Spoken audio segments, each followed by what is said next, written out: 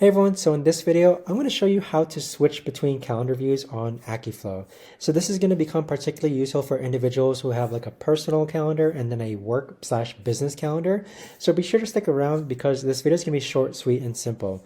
So let's go in and get started. So first what we're going to do is go onto our Akiflow account, which looks like this right here. Next, what you're going to do is that you do have to make sure that you have calendars integrated with your Akiflow account.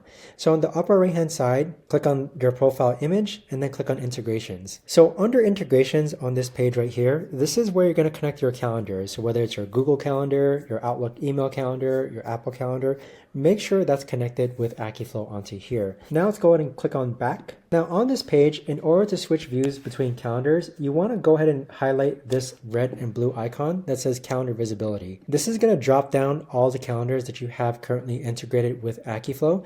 So as you can see right now, it's showing my ideal calendar, but if I toggle this off, my ideal calendar is going to disappear.